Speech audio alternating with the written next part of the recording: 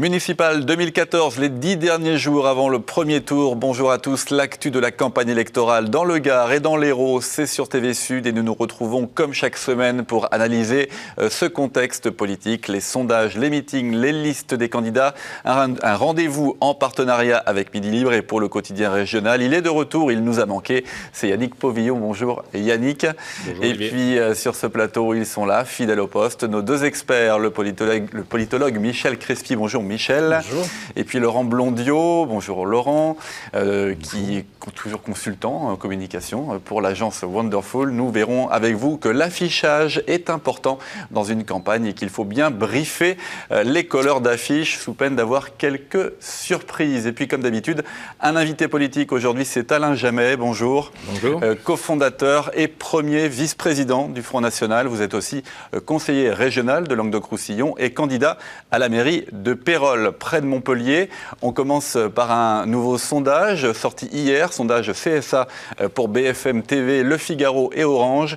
Il concerne la ville de Béziers et pour la première fois, c'est le candidat soutenu notamment par le Front National, Robert Ménard, qui arriverait en tête au premier tour avec 37% des intentions de vote. C'est 2 points de plus que le candidat UMP, Elie Abou. Le socialiste Jean-Michel Duplat obtiendrait 22% des voix. Le Front de gauche et Aimé Couquet, 6% au second tour. Une triangulaire et c'est Elie Abou qui l'emporterait de justesse. 38% des intentions de vote contre 35% pour Robert Ménard, 25% pour Jean-Michel Duplat. Alain Jamet, un bon score du candidat soutenu par le Front National, mais qui ne parviendrait pas à gagner la mairie de Béziers. Mais tout de même, il y a une différence très très mince, 3 points au deuxième tour. Qu'est-ce que cela vous inspire ? D'abord, c'est la preuve qu'il a des chances, c'est qu'il est dans une position ascendante. C'est bon signe à quelques jours des élections. Qu'il soit ensuite élu maire, ce n'est pas évident. Je pense que l'un et l'autre ont autant de chances d'être élu maire le 30 mars.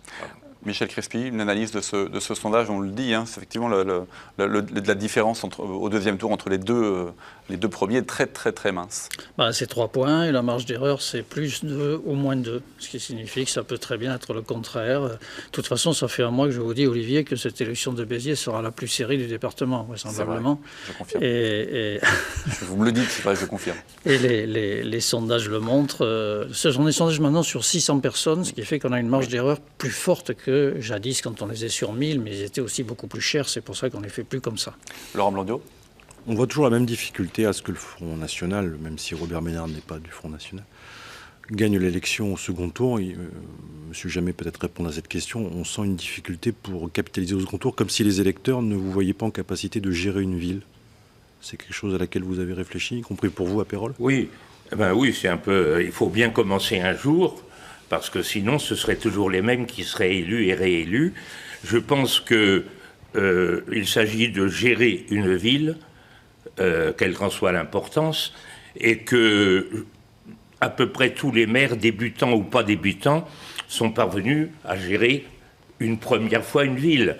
Le problème que nous avons, c'est que souvent, nous n'avons pas les équipes qui comprennent d'anciens conseillers, puisque c'est quasiment la première fois depuis quelques années que nous avons des chances de gagner des mairies et au moins de gagner beaucoup de conseillers municipaux. Au bureau politique du Front National, le cas de Béziers est souvent évoqué ? Il a été évoqué lors des commissions d'investiture auxquelles j'appartiens. Maintenant, une fois que la décision est prise, chacun sur le terrain fait son travail. Mais on imagine que vous regardez ça de très très près.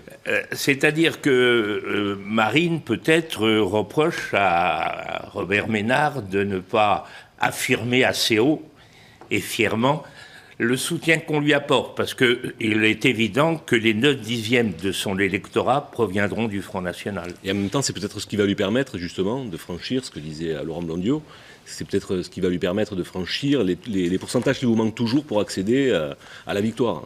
Oui, il peut toujours dans le passé. On s'est aperçu depuis 2011, les cantonales, qu'en général, au second tour, on gagne des voix par rapport au premier, alors autrefois, c'était évident, au second tour, on perdait énormément de voix en nous maintenant. Donc, au vu des résultats du premier tour, on pourra prévoir les résultats du deuxième. Laurent Blandiot. Vous avez un problème de communication, je trouve. Autant la droite est capable d'affirmer un certain nombre de points de vue municipaux qui sont ceux de la droite, autant la gauche est capable de le faire. On peine, depuis tant d'années, à définir ce qu'est le programme municipal du Front National. Vous pouvez nous le résumer en quelques mots ? C'est ce qu'on dit, enfin, de la même façon qu'on dit que les expériences qui ont été les nôtres à Vitrolles, à Marignane, à Orange, etc., ont été désastreuses. Nous n'aurons pas le temps d'en discuter, mais je vous garantis que nos maires, lorsqu'ils ont été élus, n'ont pas démérité et qu'ils ont laissé en meilleur état leur mairie que quand ils l'avaient prise. Même lorsqu'ils ont été traînés dans les tribunaux pour une utilisation de l'argent public qui n'était pas très digne ? À Toulon ? À Vitrolles ? À Vitrolles. Oui, il y a eu des condamnations de la part de... Oui, mais ce n'était pas une condamnation infamante. Ah. C'était une condamnation pour avoir ignoré la loi et tenté de l'appliquer sur le plan local. Vous n'avez pas répondu sur le programme municipal du Front National, en tout cas. Le programme municipal du Front National. C'est le même que sur le plan national, le programme municipal. Retourner au franc sur la fiscalité, sur l'insécurité, sur la morale, sur la drogue, sur enfin un tas de problèmes qui, dans le cadre des fonctions d'un maire, peuvent nous permettre d'appliquer notre programme national. D'ailleurs, la plupart du temps, dans nos professions de foi, nous ne faisons pas des promesses locales, mais nous promettons ce que nous promettons sur le plan national. On va passer à la situation à Montpellier, si vous le voulez bien. Le Parti socialiste en meeting vendredi et la fameuse bise Mandroux-Moore, visite surprise du maire sortant de Montpellier, Hélène Mandroux, qui avait annoncé soutenir la liste PS menée par Jean-Pierre Moore. Une réunion publique en présence du président de l'Assemblée nationale, Claude Bartolone. Hélène Mandroux, très applaudie, saluée en tribune, mais une distance très claire entre elle et le candidat Moore, ambiance glaciale entre les deux élus. Mais officiellement, tout va bien. En tout cas, c'est ce que déclarait Jean-Pierre Moore en début de semaine. Écoutez. Non, c'est pas tenu. Moi, je me mets à la place et je tiens à la saluer d'Hélène Mandroux. Hélène Mandroux est le maire de Montpellier, d'un mandat qui s'achève. On passera à un autre mandat. C'est très bien, effectivement, que lors de la réunion meeting de vendredi soir, elle était là. Une bise a scellé, en quelque sorte, l'accord entre les deux personnes politiques que nous sommes. J'ai beaucoup de respect pour Hélène Mandroux. Et moi, je ne verse pas dans ces facilités ou ces crispations des uns et des autres, tendant à mettre de l'huile sur le feu. Je suis sur une concorde, sur un avenir, sur un rassemblement. C'est ce qui représente le corpus de la ville. Michel Crespy, Hélène Mandroux dit depuis le début qu'elle soutient la liste PS, mais pas qu'elle soutient forcément Jean-Pierre Moore. Est-ce que la nuance est importante et est-ce que, tout de même, en dernier recours, elle fait le boulot quand même pour son parti ? Je sais pas ce que oui, elle fait le boulot dans la mesure où elle s'affiche aux côtés de Jean-Pierre Moore, dans la mesure où elle le soutient publiquement. Est-ce qu'elle téléphone à ses amis pour leur dire de voter Jean-Pierre Moore ? Ce téléphone-là n'est pas écouté, donc je ne peux pas le savoir. Mais c'est un grand classique. Vous savez, en politique, il arrive très souvent qu'on soit obligé de soutenir quelqu'un pour qui on n'a pas une sympathie extraordinaire. Ils sortent quand même de quelques années de cohabitation très difficiles. On ne va pas répéter les points de conflit, mais ils ont été sur des points majeurs. Il y avait eu des termes très durs l'année dernière au moment de la présidence de l'agglomération. Les deux ont été candidats et ça s'est quand même pas très bien terminé. Il a fallu une volte-face du maire et depuis c'est très très fort. Officiellement, on ne peut pas lui demander beaucoup plus. Alain Jamet, quelle vision avez-vous sur cette campagne des municipales avec une candidate que vous connaissez bien pour le Front National, Franche Jamet, votre fille ? Je pense d'abord que Mme Mandroux soutient Jean-Pierre Moore comme la corde soutient le pendu, et pas avec beaucoup d'enthousiasme. Ce que je pense, c'est que si je parle de notre candidature, passée pour moi et présente pour France, elle a davantage de chances de réussir que je n'en ai eu moi-même, parce que je me suis présenté 5 fois, mais contre Fraîche, et aujourd'hui elle se présente contre Moore, et c'est quand même un sérieux avantage. En 2008, vous étiez contre Mandroux. Pardon ? En 2008, vous étiez candidat contre Mandroux. Déjà, vous voyez, ça ne m'a pas marqué. Ouais, très bien. On va revenir un instant sur la liste, mais pas tête de liste. Sur ce meeting de vendredi. On va écouter Jean-Pierre Moore qui évoque le candidat de droite et qui tape aussi à mots couverts, c'est toujours très très furtif, et qui tape aussi sur un dissident de gauche, un certain Philippe Sorel. Écoutez. Pour certains, la politique se manifeste trop rarement, seulement lors des élections. Pour d'autres, elle est trop présente et même exaspérante. Tous les jours, dans des petites phrases, des petites polémiques, des chicayas inutiles, dont se foutent complètement les usagers, les citoyens, la population. Les chicayas, hein, c'est le mot de Jean-Pierre Moore. Il évoque Philippe Sorel qui tenait une conférence de presse à laquelle vous avez assisté ce jeudi matin et qui fait une annonce notamment par rapport au second tour et sa position éventuelle au second tour. Yannick Polillon. Deux choses l'une, c'est soit le fruit de ce qu'il entend sur le terrain, soit le fruit du sondage du deuxième tour dont Philippe Sorel a les résultats mais qui ne sont pas connus par la presse. Toujours est-il qu'il a réaffirmé qu'au second tour, il n'y aurait aucune alliance ni avec le candidat PS, ni avec le candidat UMP. Alors, ce n'est pas tout à fait à dire qu'il ne s'alliera pas ni avec Jean-Pierre Moore, ni avec Jacques Domergue, pour ne pas les nommer. Il est vraiment resté sur la notion de parti. Jusque-là, il déclarait, les déclarations qu'il faisait, c'était pour le premier tour. Il ne s'engageait pas trop pour le second. Cette fois, il a été un peu plus clair. Il a voulu lever l'ambiguïté. Il a dit clairement qu'il serait candidat, il serait en tête au premier tour, pour reprendre ses propres termes, ce qui ferait M. Jamet. Et donc avec sa liste pour le second tour. Alain Jamet, pas convaincu par Philippe Sorel en tête au second tour, au premier tour. C'est une grave erreur de sa part de dire avec qui il va s'allier avant d'avoir connu les résultats du premier tour. Parce qu'il perdrait dans ce cas-là des voix et d'un côté et de l'autre. Maintenant qu'il ne s'allie pas au second tour, ça va dépendre de l'addition qui permettrait aux deux associés d'avoir des chances d'être élu maire. Si les chances n'existent pas, il n'y a pas de raison de fusionner. Laurent Blandiot. Je pense qu'il va se retrouver, Philippe Sorel, dans ce que François Bayrou a vécu en 2007 avec 18% des voix. Si c'est un peu l'étiage, effectivement, à moins qu'effectivement Philippe Sorel dit vouloir être en tête. La réalité, c'est qu'on a entre 18 et 20% des voix. On détient la clé de l'élection et pas forcément, entre guillemets, de sa propre victoire. Je dirais que c'est tout le travail qui va être mené dans les 10 prochains jours. Je pense qu'en plus, avec une fenêtre de tir relativement courte, puisqu'entre la proclamation des résultats du premier tour et le dépôt de la liste au second, il y a quasiment moins de 48 heures. Michel Crespi, est-ce que l'alliance de Philippe Sorel avec le PS ou l'UMP n'est pas aussi un peu indispensable pour lui pour être au final maire de Montpellier ? Si, s'il veut être maire de Montpellier, probablement. Sa théorie depuis le début, c'est je serai en tête, donc on va se retrouver avec une quadrangulaire ou une pentangulaire ou quelque chose comme ça qui font qu'avec 22%, je peux être élu au second tour. Bon, c'est pas un cas complètement exclu. Cela dit, l'alliance elle-même est très compliquée parce que s'il fait effectivement un mauvais score, ça vaut pas le coup de s'allier, et s'il fait un très bon score, il va falloir que celui avec qui il s'allie évacue la moitié de sa liste, ou pas loin. Et ça va pas être simple ni pour Domergue, ni pour Moore. Donc la situation va être très compliquée. Laurent Blandiot avait raison de souligner qu'il y aura très peu de temps pour la régler. Yannick. Ce qui est certain, c'est que lui sait, par le sondage qu'il a commandé, quelle sera la perte en ligne de l'addition de ses voix avec celle de Jacques Domergue. Lui, il le sait. Il l'a pas compris. Est-ce que sa stratégie est calquée sur cette connaissance ? C'est un autre débat. Mais il sait si cette addition se fait ou ne se fait pas. À mon sens, elle ne se fait pas. On va faire une aparté sur la situation nationale, puisqu'il y avait effectivement la présence de Claude Barthelone, président de l'Assemblée nationale vendredi, qui est revenu justement sur les écoutes du président de la République, l'affaire de la semaine, la fameuse affaire Buisson. Écoutez.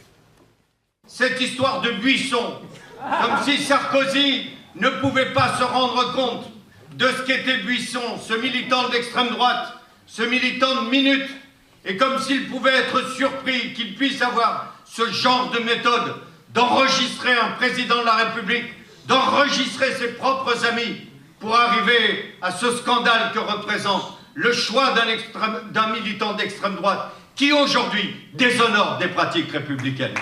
Alain Jamet, Buisson, vous le connaissez? Je ne vois pas comment et pourquoi il attaque Buisson là-dessus, parce que la victime, c'est pas Barthelone, c'est Sarkozy. Et c'est une affaire intérieure à l'UMP. Maintenant, s'il pense que c'est un argument de campagne, pourquoi pas? Laurent Blandiot. Moi, je suis un peu frappé par les analyses depuis la semaine, là, notamment Buisson, l'affaire Taubira, l'affaire Herzog. Tous les pseudo-analystes politiques disent que ça va profiter au Front National. La réalité de ce pays, c'est qu'aujourd'hui, le premier parti de France, c'est le parti de l'abstention. Et je pense que c'est ce qui va marquer les élections municipales. C'est pas que le Front National va augmenter son score ou prendre des mairies significatives, c'est que l'abstention va être massive. Michel Crespi?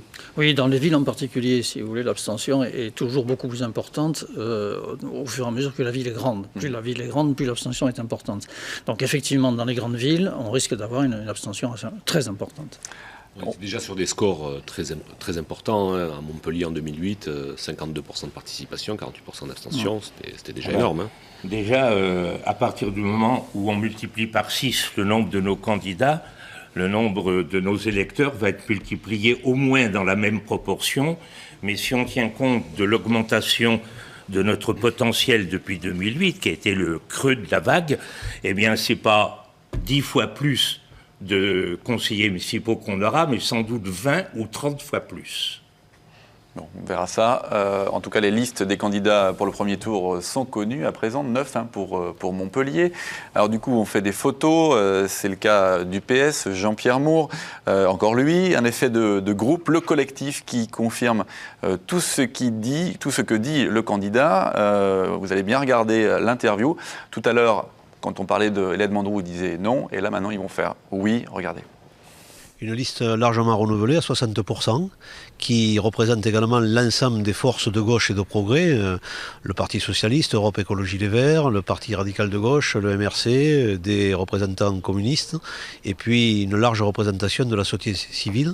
L'équipe sourit, l'équipe est détendue, l'équipe est au travail, elle est sur le terrain, elle est dans l'action. Elle n'est pas dans les petites phrases, elle n'est pas dans les vases communicants de sondages qui sont mis en avant pour tromper l'opinion. Moi, nous sommes dans la certitude du contact que nous avons chaque jour sur le terrain, dans les porte-à-porte. 45 000 portes auront été ouvertes pour aller à la rencontre des Montpelliéraines et des Montpelliérains. Voilà, ça fait oui. Laurent Blondiau, c'est de la communication, mais tout le monde autour de soi. Ce qui est important dans une campagne électorale, c'est de tenir son rail. Et effectivement, Jean-Pierre Moore le tient depuis le début. Voilà. On va passer justement à la chronique communication des municipales, toujours préparée par Laurent Blondiau.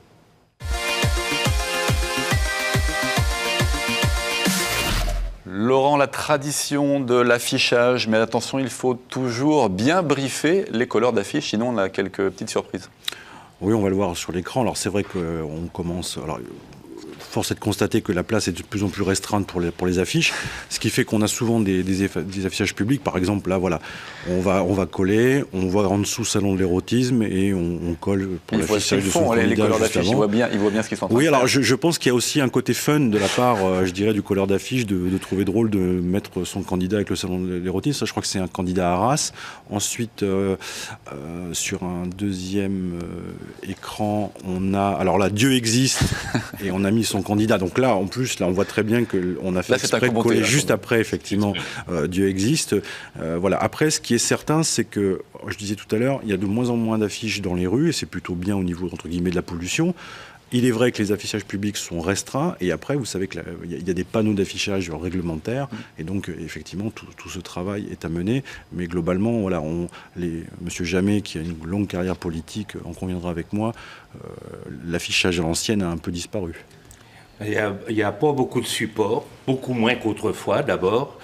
Lorsqu'il y a un affichage libre, moi je me souviens, m'entêtais à afficher, la durée de vie d'une affiche était d'environ un quart d'heure.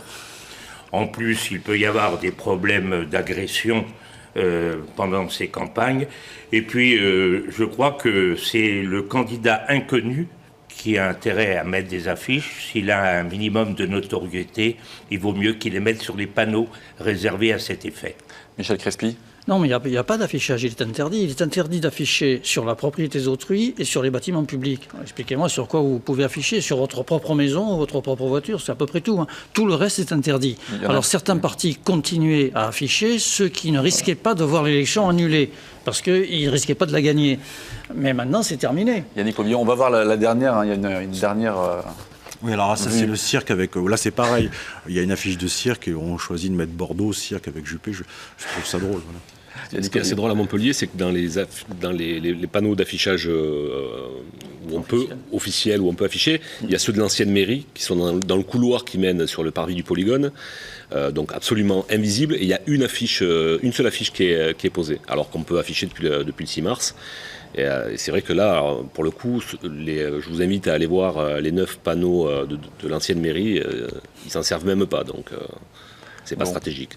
En tout cas, 10 jours avant le premier tour, c'est la mobilisation générale chez les candidats et ça va faire plaisir à Laurent Blondiau. Le stand-up qu'il nous avait présenté il y a quelques semaines, eh bien, il est actif à Montpellier avec des candidats députés au passage qui haranguent la foule. Alors la foule n'était pas vraiment au rendez-vous. L'UMP, lui, avait choisi un mode d'info plus classique, une conférence de presse au Club de la Presse. Alors la particularité, c'était donc ce mercredi, c'est que les deux lieux sont distants de 20 mètres à peu près, hein, mais c'était une coïncidence, nous dit-on. On va écouter les deux orateurs. Je trouve que le pire, c'est de se considérer que dans ce climat ambiant, eh bien, sa voix compte pas, que rien ne peut changer, et que finalement, les 23 et 30 mars, eh bien, je ne décide pas et je laisse les autres le faire à ma place. Nous venons ici à la rencontre, des fois dans un climat très dur, vous le voyez, mais c'est ça la politique, moi ça ne me fait pas peur, pour dire aux gens, prenez votre destin en main. Les élections municipales, c'est s'occuper de votre quotidien, la voirie, la propreté, l'école, les maisons de retraite. C'est ce que j'ai dit hier soir dans les quartiers. Je leur ai dit, écoutez maintenant, emparez-vous de cette élection. Cette élection, il est indispensable que ce soit la vôtre, que ce soit l'élection de la vérité et qu'on cesse avec ce qui est en place depuis longtemps et qui fait que ce sont toujours les mêmes qui sont asservis, que l'on alimente à la veille des élections. Je n'ai pas parlé de logement social, mais c'est pire. Yannick Pavillon. Alors juste sur la technique du stand-up, donc on a vu effectivement que les candidats PS étaient devant le Club de la Presse où Jacques Domergue, le candidat UMP, tenait une conférence de presse. Pas tout à fait à côté, mais pas. Alors la veille, c'était encore sur le parvis du Polygone, le stand-up des candidats PS. Alors, devant les fenêtres de la permanence. Devant les fenêtres de la permanence de Jacques Domergue, qui du coup, pour leur renvoyer un petit renvoi d'ascenseur, il a mis la baffle sur le balcon et la sono à fond. Voilà, bon, c'est des petites... Alain Jamet, sur cette technique, vous avez fait effectivement, Laurent Blondiau a fait beaucoup de campagnes électorales. Dans tous les domaines, ou l'Amérique ou l'Angleterre, on n'est pas à Central Park, et il faut être un bon orateur pour essayer d'attirer la foule et de gagner des voix, sinon on risque plus d'en perdre que d'en gagner. Sur Montpellier, sur les thématiques qui se dégagent, on a pas mal parlé d'urbanisme, on parle beaucoup de sécurité, d'insécurité aussi à Montpellier. C'est les thématiques qui ressortent, vous en pensez quoi ? Eh bien, elle ressort, il y a eu un événement hier assez amusant où une colistière Domergue a été agressée et on lui a même pris son portable. Et Jacques Domergue a couru après l'agresseur. Un petit peu d'insécurité. Maintenant, le niveau de cette insécurité, le délit, le crime, la gravité des agressions, on n'est pas à Marseille. Mais il y a des quartiers qui n'ont pas besoin même d'être situés à la paillade, où il règne une forte insécurité, c'est vrai, due sans doute à un manque de policiers, municipaux ou nationaux. Est-ce que vous avez le sentiment que Jacques Domergue vient un petit peu chasser sur vos terres pour booster un petit peu sa campagne qui a du mal à prendre Ce qu'il aurait fait mousser. Est-ce qu'il cherche à venir chasser un peu sur vos... pas sur cet incident. Presque tous les candidats essaient de nous copier et fort maladroitement la plupart du temps. Laurent Blondiau ? Moi, je ne sais pas si la sécurité reste, bien entendu, un thème majeur de campagne. Après, je crois que confusément, ce que j'appelle la qualité de vie, le cadre de vie, est devenu quelque chose d'important. Et là, c'est vrai qu'on a une campagne qui est très sur l'urbanisme, on est très effectivement sur des appareils de parti. Au fond, il y a tout ce cadre de vie dans une métropole qui est posé. Et je crains qu'hélas, on ne parle pas de ça beaucoup aux gens. C'est la fin de cette émission. Merci à vous quatre d'être venus. Merci à Midi Libre et à Yannick Pavillon. N'oubliez pas le grand débat de Montpellier. C'est ce vendredi sur l'antenne de TV Sud à 20h50. On se retrouve la semaine prochaine pour une nouvelle hebdo des municipales.